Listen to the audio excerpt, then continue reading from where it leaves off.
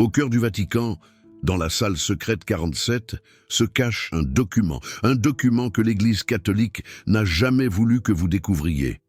Il s'agit d'une analyse complète et méticuleuse du Codex Sinaiticus, le plus ancien manuscrit connu du Nouveau Testament, et à l'intérieur, une révélation dévastatrice, un constat frappant, l'Évangile selon Marc, le premier à avoir été rédigé, celui qui est le plus proche des faits réels, se termine de manière abrupte.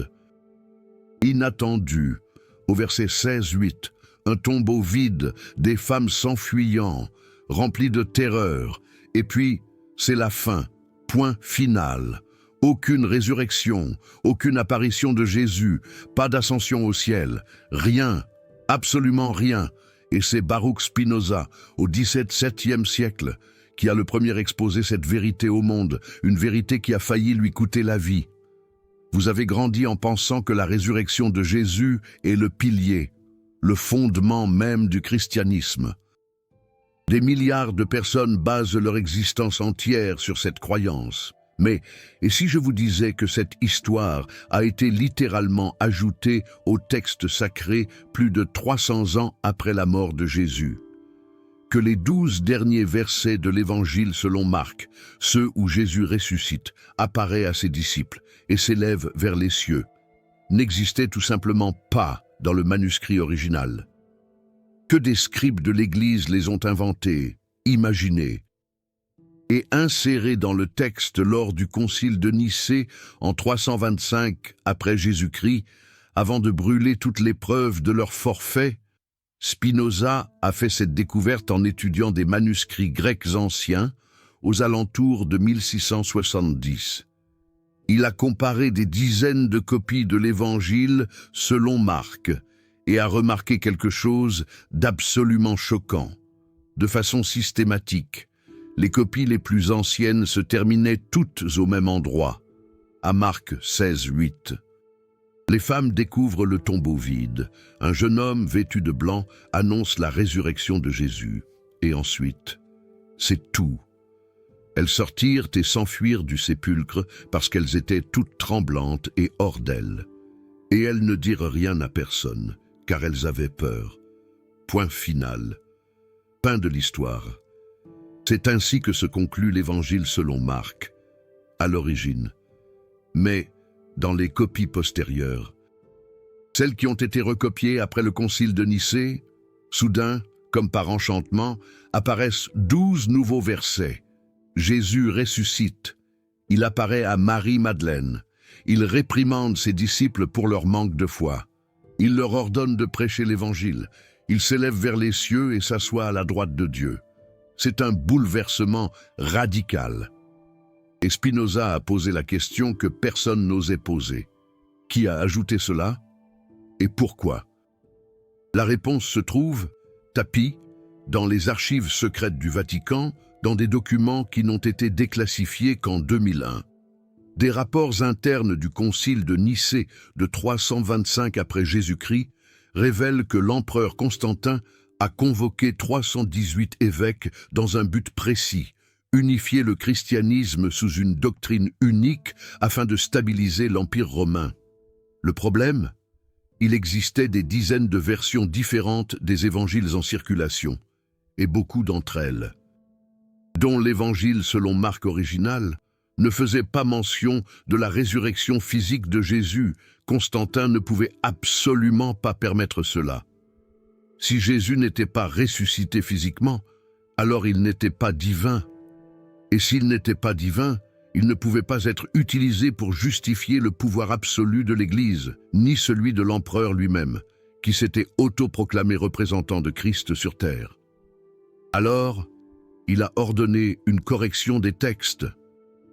Eusèbe de Césarée, son conseiller théologique et biographe personnel, a supervisé la production de 50 nouvelles copies des évangiles, toutes agrémentées des 12 versets ajoutés à la fin de l'évangile selon Marc.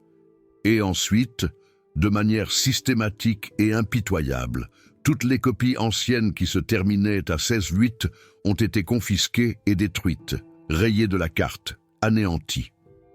Spinoza a découvert des preuves irréfutables de ce complot dans une lettre perdue d'Eusèbe. Retrouvée dans les profondeurs de la bibliothèque d'Alexandrie et traduite en latin au XIIIe siècle, dans cette missive, Eusèbe écrit à un autre évêque « L'empereur a ordonné que nous uniformisions les textes sacrés. Là où il y avait silence sur la gloire du Seigneur ressuscité, nous avons ajouté un témoignage. Là où il y avait doute sur sa divinité, nous avons inséré une confirmation. Nous avons fait cela non par fausseté, mais par nécessité, car l'Empire exige l'unité de la foi. » Relisez bien cela. Là où il y avait silence, nous avons ajouté un témoignage. Ils avouent, ils admettent qu'ils ont inventé des pans entiers de l'Évangile. Et il ne s'agissait pas d'un simple scribe commettant une erreur isolée. Non, c'était une opération coordonnée, orchestrée par l'empereur romain lui-même, dans le but de fabriquer de toutes pièces la divinité de Jésus. Les manuscrits, EX, ne mentent pas. Le Codex Sinaiticus, daté de 350 après Jésus-Christ. Elle contient bien les versets ajoutés, car il a été recopié après Nicée, mais le papyrus 45, daté de 250 après Jésus-Christ, se termine en Marc 16, 8, sans résurrection. Le Codex Vaticanus, également du IVe siècle, comporte les versets 9 à 20, mais avec une note marginale laissée par un scribe anonyme. Dans certains des exemplaires anciens, l'Évangile se termine ici. Le scribe savait. Il était en train de recopier un texte adultéré, un texte falsifié. Et il a laissé cet avertissement pour les générations futures, comme une bouteille jetée à la mer. Spinoza a analysé ces différences avec une rigueur implacable, appliquant sa méthode géométrique de logique. Si le manuscrit le plus ancien se termine à 16-8 et que les manuscrits postérieurs incluent des versets supplémentaires, alors il n'existe que 3 possibilités. Première hypothèse, Marc a écrit les versets, mais ils ont été perdus dans les manuscrits anciens. Il peu probable, car tous les manuscrits anciens se terminent au même endroit. Deuxième hypothèse, Marc avait l'intention d'écrire davantage, mais il est mort avant de terminer. Possible, mais suspect. Troisième hypothèse, Marc a terminé en 16-8 délibérément, et les versets 9 à 20 ont été ajoutés après, pour des raisons théologiques et politiques. La troisième option est la seule qui explique toutes les preuves, et les implications sont dévastatrices. Si la résurrection a été ajoutée au texte 300 ans après, alors le récit le plus ancien de la vie de Jésus ne comprend pas l'événement le plus important du christianisme. L'évangile original selon Marc, c'est l'histoire d'un homme qui a prêché un message radical, qui a été exécuté par l'Empire romain et dont le tombeau a été retrouvé vide, point, sans explication, sans apparition divine, sans preuve de résurrection. Et voici le point que l'Église ne veut jamais aborder. Jamais discuter. Cela change tout. La résurrection n'est pas un simple détail. C'est le socle, le pilier central de la foi chrétienne. Paul l'affirme clairement dans 1 Corinthiens 15, 14. Si Christ n'est pas ressuscité, notre prédication est donc vaine, et votre foi aussi est vaine. Toute la théologie chrétienne repose sur la résurrection physique de Jésus. Sans elle, Jésus n'est qu'un prophète inspirant, mais pas le Fils de Dieu. Sans elle, l'Église perd son autorité divine. Sans elle, le christianisme n'est plus qu'une philosophie humaine et non une révélation surnaturelle. Spinoza l'avait parfaitement compris. Il écrit dans son traité théologico-politique: « Les miracles rapportés dans les évangiles ont été ajoutés pour des raisons politiques, afin de convaincre les ignorants que Jésus était divin. » Mais la raison et l'évidence textuelle montrent que les récits originaux étaient beaucoup plus simples et beaucoup plus humains. Pour avoir osé écrire cela, Spinoza a été excommunié par la communauté juive d'Amsterdam le 27 juillet 1656. La cérémonie d'excommunication, appelée RM, fut la plus sévère jamais enregistrée. Les rabbins ont allumé des bougies noires, ont soufflé dans un chauffard de lamentation et ont maudit Spinoza jour et nuit, qu'il dorme ou qu'il veille. Il a été déclaré mort pour la communauté.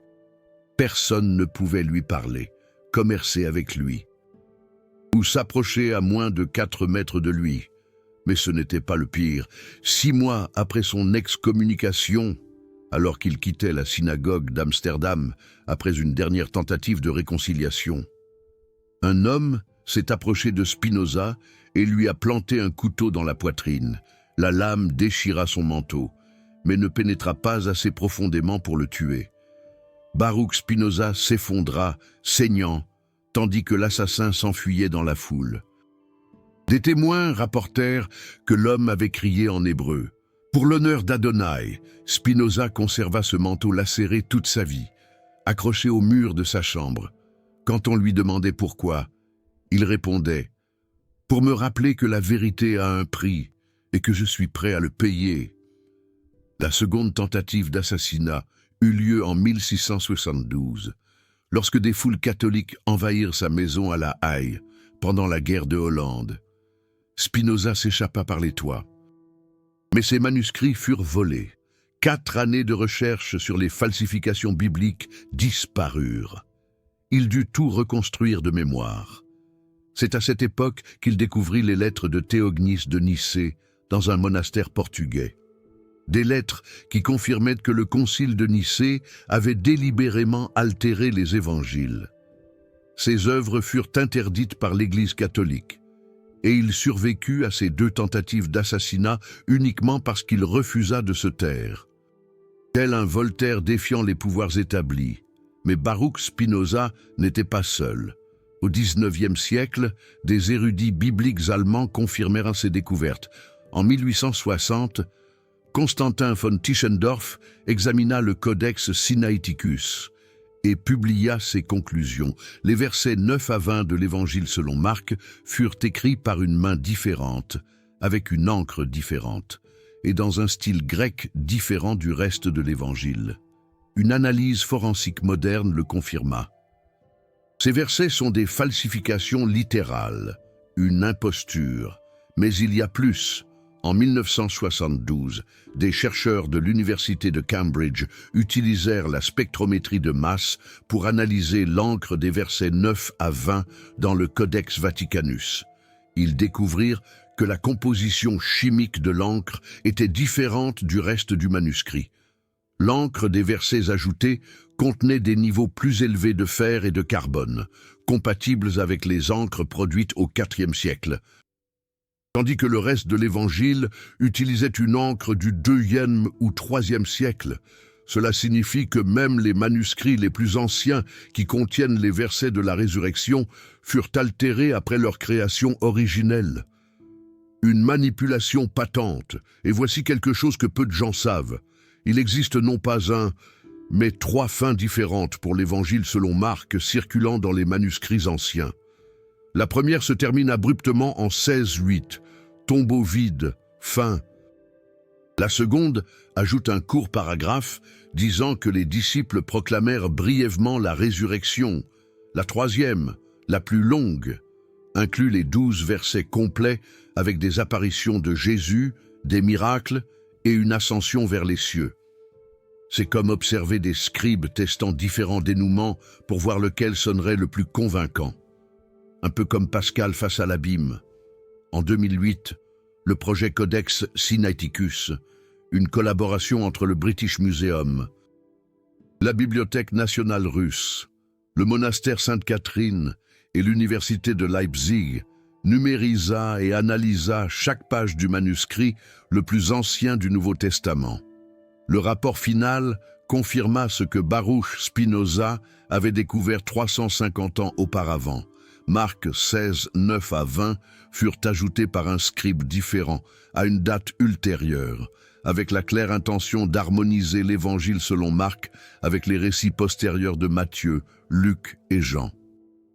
La manipulation textuelle n'est pas une théorie conspirationniste, c'est un fait historique documenté et admis par l'Académie théologique moderne elle-même. Et voici quelque chose qui va vous faire marquer une pause. La Bible que vous avez chez vous inclut probablement une note de bas de page admettant cela. Prenez n'importe quelle traduction académique moderne, Tob, Second, 21, et allez à Marc 16, 9. Il y aura une note disant quelque chose comme « Les manuscrits les plus anciens et les plus fiables n'incluent pas les versets 9 à 20 ». L'Église moderne elle-même admet que ces versets ne sont pas originaux. Mais la plupart des chrétiens ne lisent jamais les notes de bas de page. Ils lisent l'histoire de la résurrection et supposent qu'elle a toujours été là. Une méprise monumentale. Baruch Spinoza appela cela la superstition institutionnalisée.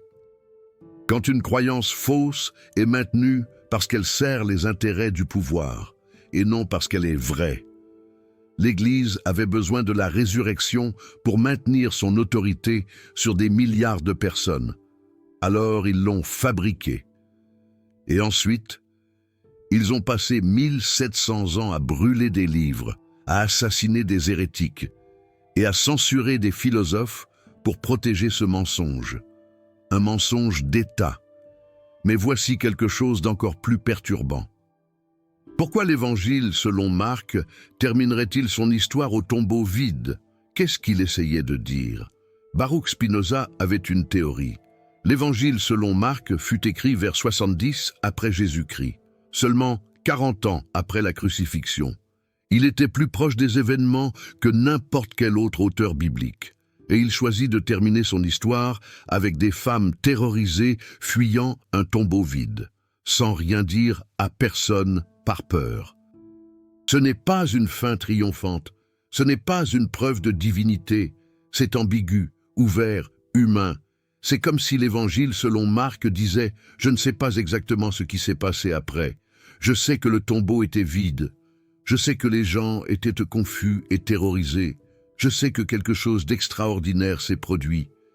Mais je ne vais pas inventer des apparitions divines pour satisfaire votre besoin de certitude.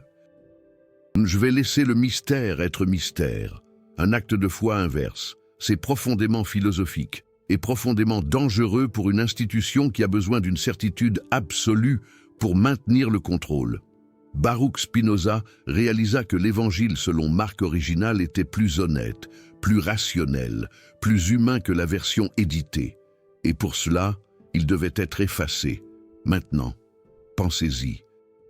Combien d'autres parties de la Bible furent corrigées pendant le concile de Nicée? Nous savons que la doctrine de la Trinité fut décidée par vote. 218 évêques pour, 2 contre. Nous savons que des dizaines d'évangiles furent déclarés hérétiques et brûlés. Nous savons que l'empereur Constantin ordonna personnellement l'exécution de chrétiens qui refusaient d'accepter la nouvelle doctrine officielle. Le concile de Nicée ne fut pas une quête de la vérité. Ce fut une opération politique de contrôle narratif, un remake de l'histoire, et cela fonctionna pendant 1700 ans. Presque personne ne questionna la résurrection. Ceux qui la questionnèrent furent excommuniés, torturés, tués, jusqu'à ce que Baruch Spinoza prouve, avec des manuscrits anciens et une logique implacable, que l'histoire que l'Église raconte est littéralement une édition tardive d'un texte qui racontait originellement quelque chose de très différent. Calme. Parce que la partie la plus importante arrive maintenant. Si la résurrection fut ajoutée, qu'est-ce qui d'autre fut manipulé? Baruch Spinoza posa cette question et passa les 20 prochaines années de sa vie à enquêter. Il découvrit que pratiquement tous les éléments surnaturels du Nouveau Testament, naissance virginale, marche sur les eaux, multiplication des pains, expulsion de démons, apparaissent seulement dans les évangiles postérieurs, écrits des décennies après la mort de Jésus, et sont progressivement plus miraculeux à mesure qu'ils furent écrits plus tard. L'Évangile, selon Marc, le plus ancien, a peu de miracles et aucune résurrection. Matthieu et Luc, écrits 10 à 20 ans plus tard, ajoutent la naissance virginale et plus de miracles. L'Évangile selon Jean, écrit 30 ans après l'Évangile selon Marc, transforme Jésus en une figure cosmique préexistante qui est littéralement Dieu. C'est comme regarder une légende grandir en temps réel, une légende forgée. Dans les annales de l'histoire religieuse, chaque génération ajoute un voile de magie supplémentaire, un éclat de divinité amplifié, une couche de superstition plus épaisse, jusqu'à ce que l'homme se transforme en mythe vivant. Baruch Spinoza, esprit lucide et audacieux, a écrit avec une perspicacité rare.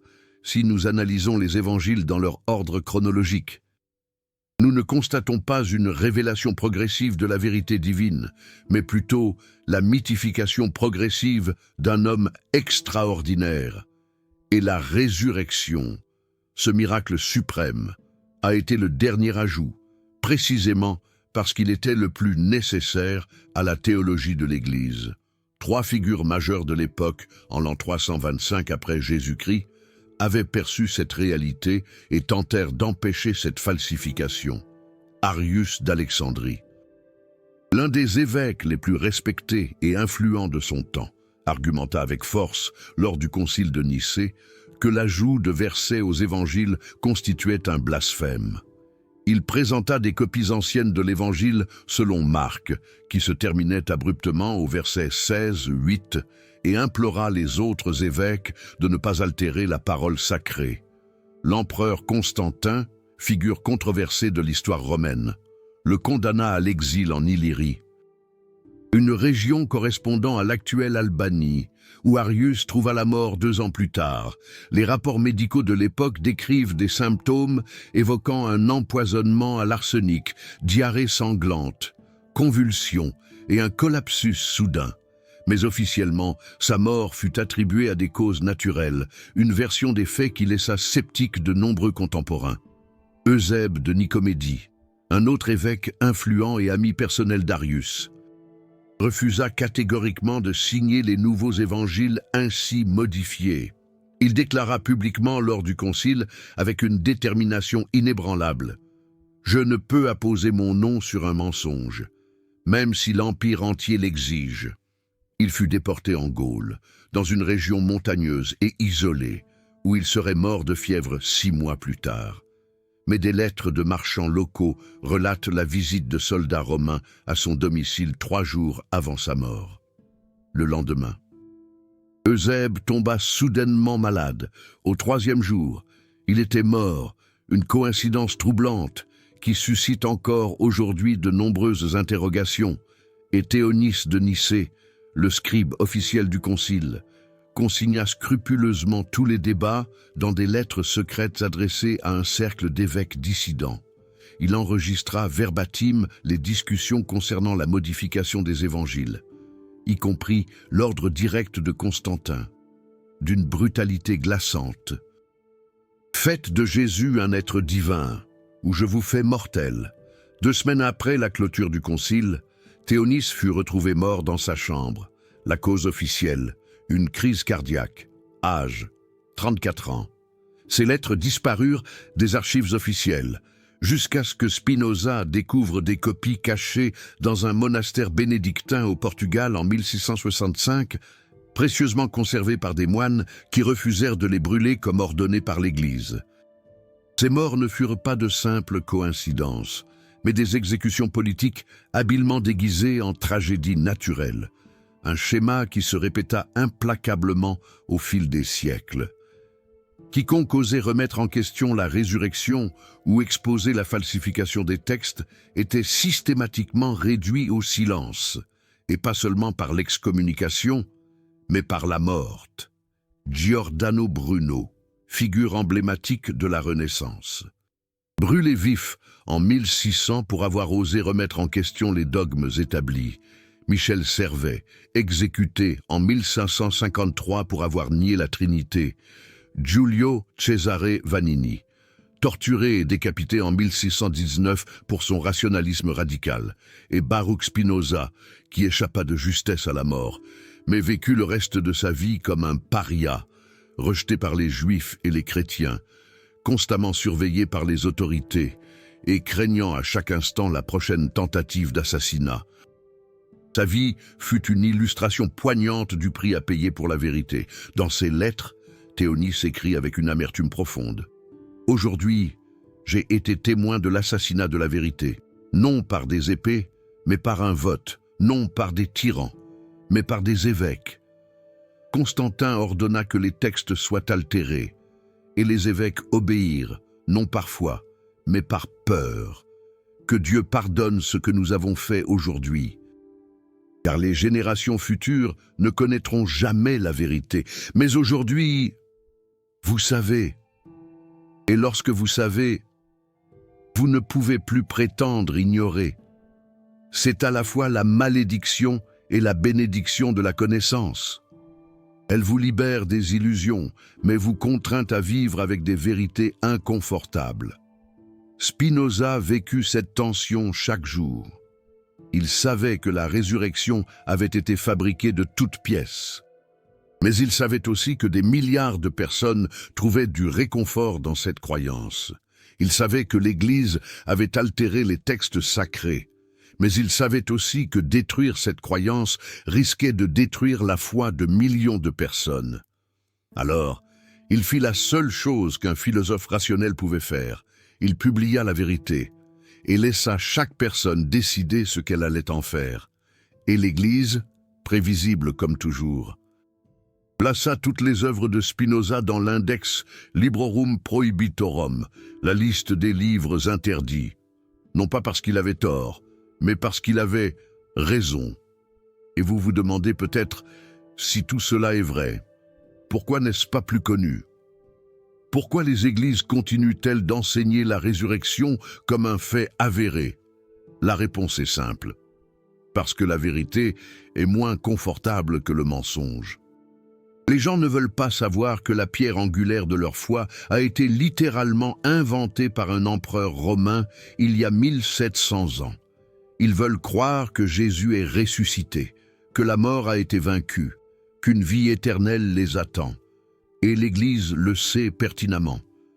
Alors, il continue d'enseigner la version modifiée, ignorant les preuves des manuscrits, et espérant que personne ne posera les questions que Spinoza a osé poser. Mais maintenant, vous posez ces questions, et vous ne pouvez plus les ignorer. Gardez cela à l'esprit, car cela prendra tout son sens lorsque nous aborderons la prochaine révélation. Si l'Église a ajouté la résurrection pour contrôler le récit, qu'a-t-elle inventé d'autre? Quelles autres doctrines fondamentales du christianisme sont des ajouts postérieurs, votés lors de conciles et insérés dans les textes pour servir des agendas politiques? Spinoza consacra sa vie à répondre à ces questions, et ce qu'il découvrit est encore plus choquant que la falsification de la résurrection elle-même. Mais avant d'aller plus loin, vous devez comprendre le contexte. Pourquoi Constantin avait-il tant besoin de la résurrection? Qu'est-ce qui était en jeu lors du concile de Nicée qui justifiait la falsification de textes sacrés? La réponse réside dans l'effondrement de l'Empire romain. Au IVe siècle, Rome se désintégrait. Guerre civile incessante, invasions barbares dévastatrices, inflation massive galopante, villes abandonnées et désertées. Constantin voyait dans le christianisme la seule force capable d'unifier l'Empire sous une idéologie commune. Mais un obstacle majeur se dressait sur son chemin. Le christianisme était fragmenté en des dizaines de sectes rivales, chacune ayant ses propres écritures, ses propres doctrines et ses propres chefs. Certains chrétiens croyaient que Jésus était divin dès sa naissance. D'autres croyaient qu'il avait été adopté comme fils de Dieu lors de son baptême. Certains croyaient à la résurrection physique, d'autres à une résurrection purement spirituelle. Certains vénéraient Marie, d'autres l'ignoraient complètement. Il n'existait pas un christianisme, mais des christianismes au pluriel, tous se disputant le contrôle du récit. Constantin convoqua le concile de Nicée pour résoudre cette crise, non par piété religieuse, car lui-même ne fut baptisé chrétien que sur son lit de mort, mais par nécessité politique. Il avait besoin d'une doctrine unifiée, d'une hiérarchie centralisée et de textes standardisés que tous accepteraient. Et pour ce faire, il fallait que Jésus soit incontestablement divin. La résurrection physique était la preuve ultime. Si Jésus était ressuscité corporellement, il avait transcendé la mort. S'il avait transcendé la mort, il était divin. Et s'il était divin, l'Église qui le représente détient une autorité absolue. Et si l'Église détient une autorité absolue, l'empereur qui protège l'Église est le représentant terrestre de Dieu. Vous voyez comment tout s'imbrique? La résurrection n'est pas qu'une simple affaire de théologie, c'est une affaire de pouvoir. C'est la fondation du pouvoir impérial chrétien. Un socle sur lequel repose toute une structure. Alors, Eusèbe a ajouté les versets Marc 16, 9 à 20. Jésus apparaît à Marie-Madeleine, une rencontre qui change tout. Il réprimande les disciples pour leur manque de foi. Les disciples, ces hommes choisis, il leur ordonne de prêcher l'évangile à toute la création, une mission universelle. Il monte aux cieux et s'assoit à la droite de Dieu, une position d'honneur. Chaque verset renforce la divinité de Jésus et l'autorité de l'Église. C'est de la propagande politique, habilement dissimulée sous le voile sacré de l'Écriture, une stratégie maîtrisée. Et ça a fonctionné parfaitement, tellement parfaitement, qu'en l'espace d'une génération, le christianisme est devenu la religion officielle de l'Empire romain. Imaginez, une transformation radicale. En 3 générations, toutes les autres sectes chrétiennes ont été déclarées hérétiques, leurs textes brûlés sans ménagement et réduits en cendres. En 5 générations, plus personne ne se souvenait que l'Évangile selon Marc se terminait originellement sur un tombeau vide. L'oubli. La mensonge s'est transformée en vérité officielle, protégée par la loi impériale.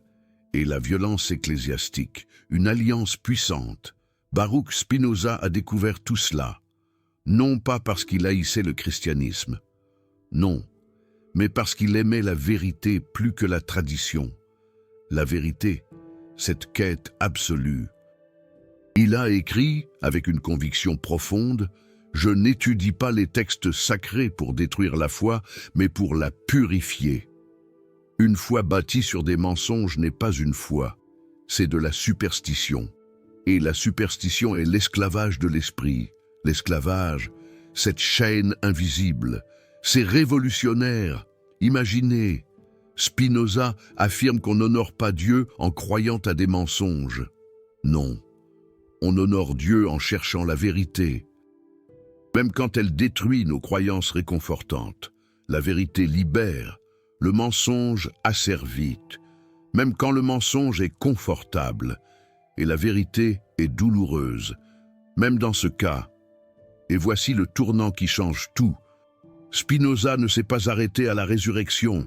Il a appliqué la même méthode critique à toute la Bible, une analyse impitoyable. Et ce qu'il a découvert, c'est que pratiquement toutes les doctrines centrales du christianisme, la Trinité, le péché originel, l'enfer éternel, le salut exclusif par Jésus, ont été décidés lors de conciles, votés par des évêques et insérés dans les textes ultérieurement. Aucune de ces doctrines ne figurait dans les enseignements originaux de Jésus. Le Jésus historique était un prédicateur apocalyptique juif, il faut le rappeler, qui croyait que le royaume de Dieu arriverait de son vivant.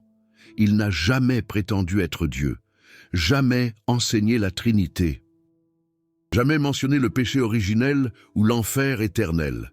Ces concepts ont été développés par Paul, par Augustin et par les conciles œcuméniques, des siècles après la mort de Jésus, une évolution progressive.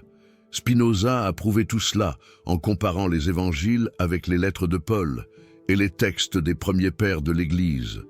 La preuve, l'évolution doctrinale est claire et documentée, et la résurrection physique de Jésus a été le premier grand élément ajouté. Parce que sans elle, rien ne fonctionne, tout s'écroule. Maintenant, vous venez de découvrir une vérité qui a coûté à Spinoza l'exil, l'excommunication de la communauté juive d'Amsterdam et 2 tentatives d'assassinat. Des conséquences graves. Ces révélations ont été cachées pendant des siècles, parce qu'elles défient des narrations puissantes. des narrations qui soutiennent des empires, comme celui de Napoléon, contrôlent des milliards de personnes et génèrent des milliers de milliards en richesse institutionnelle. Chaque vidéo comme celle-ci exige de plonger dans des manuscrits anciens, de traduire des textes grecs, de comparer des dizaines de versions et de relier des points que les autorités religieuses ont tenté d'effacer pendant 1700 ans. Un travail de détective. Le Super Thanks, là en dessous, n'est pas seulement un soutien financier. Non. C'est vous qui dites « Je n'accepterai plus les versions officielles sans remettre en question ». C'est vous qui choisissez la vérité au confort, l'évidence à la tradition, la raison à la superstition. Une décision consciente. Quand vous cliquez sur ce cœur doré, vous devenez partie prenante de ceux qui croient que la connaissance est plus sacrée que le dogme. Plus sacrée. Vous n'êtes pas seulement un spectateur. Vous êtes quelqu'un qui valorise la vérité philosophique au-dessus de la conformité institutionnelle. Faites partie de ceux qui choisissent Spinoza plutôt que l'empereur Constantin. Un choix de liberté. Mais voici la partie qui compte. Vraiment. Qu'allez-vous faire maintenant avec cette information? Cette question essentielle. Vous pouvez l'ignorer, retourner à vos vieilles croyances, faire comme si vous n'aviez jamais rien su. Beaucoup de gens le font. La dissonance cognitive est trop douloureuse. Trop. Ou vous pouvez suivre la méthode de Baruch Spinoza. Questionnez tout. Acceptez seulement ce que la raison et l'évidence soutiennent et vivre avec la liberté qui vient de ne pas avoir peur de la vérité.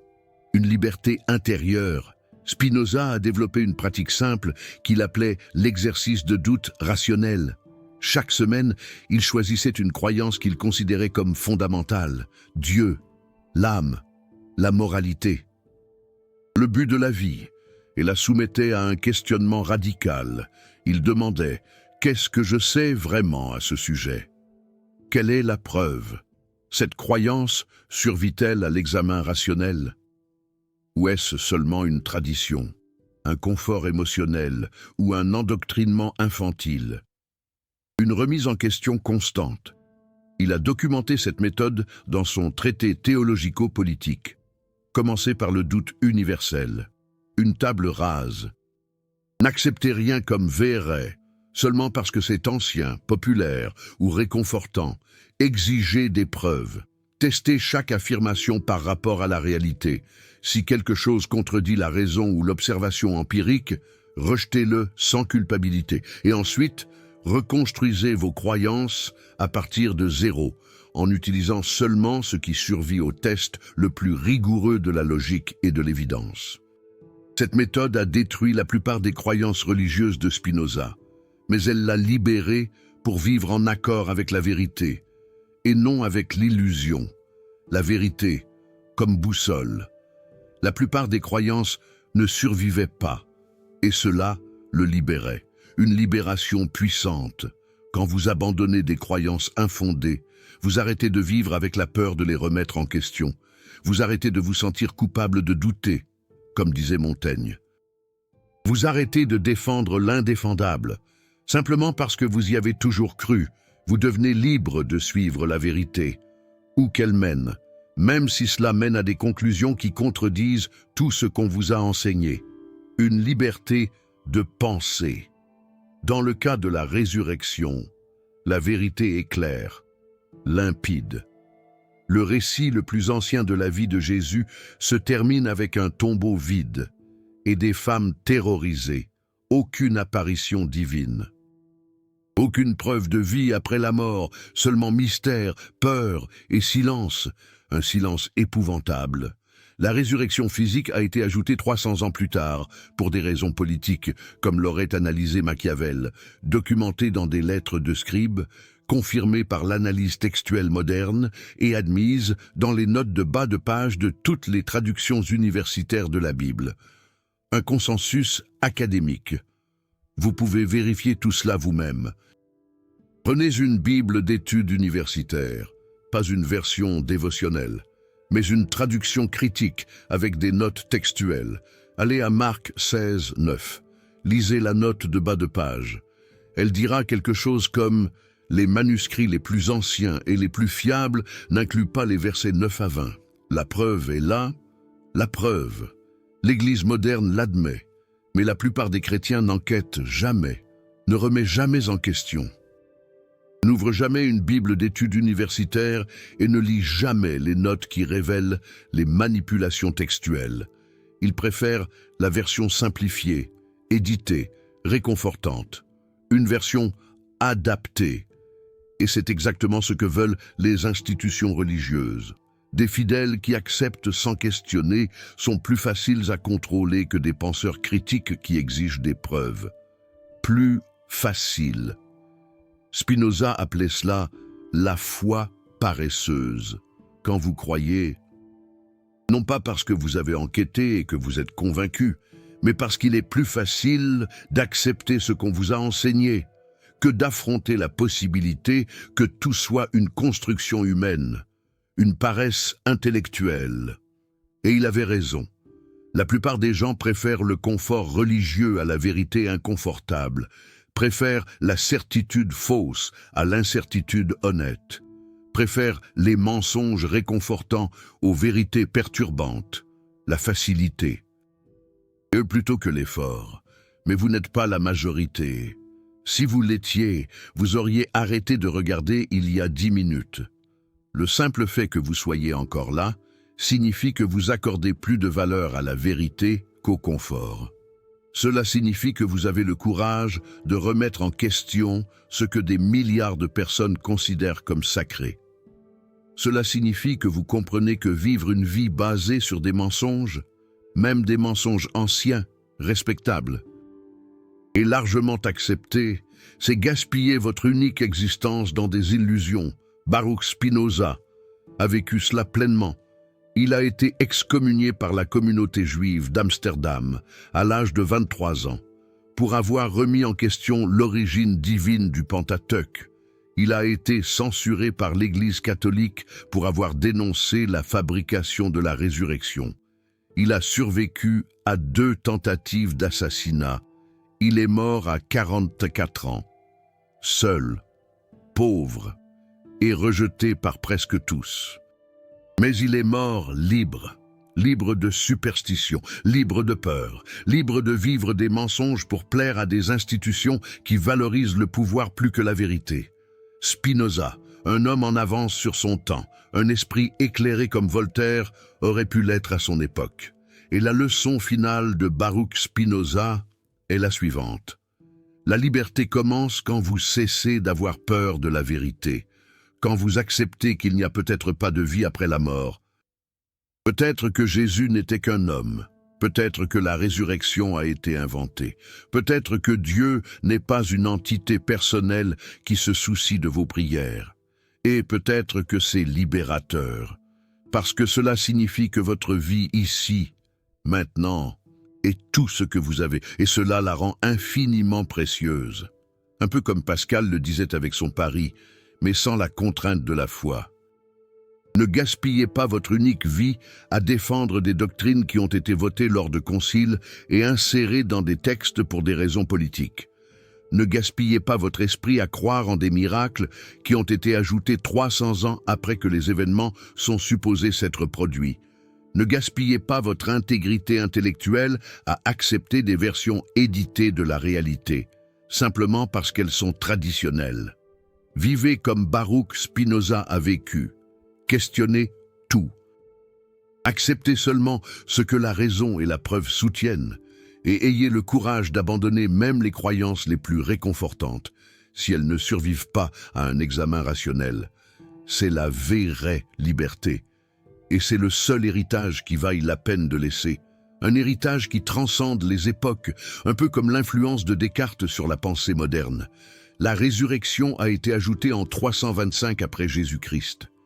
L'évangile selon Marc se termine au tombeau vide. Et maintenant, vous savez, la seule question qui reste est « Que ferez-vous de cette vérité ?» Commentez ici. Êtes-vous dans l'équipe évangile selon Marc original ou dans l'équipe version éditée? Si vous découvriez que 60% de vos croyances religieuses ont été décidées lors de conciles politiques, Auriez-vous le courage de les abandonner ou préférez-vous continuer à y croire? Je réponds à tout le monde dans les 2 prochaines heures. Mais seulement si vous avez le courage d'admettre ce que vous pensez réellement.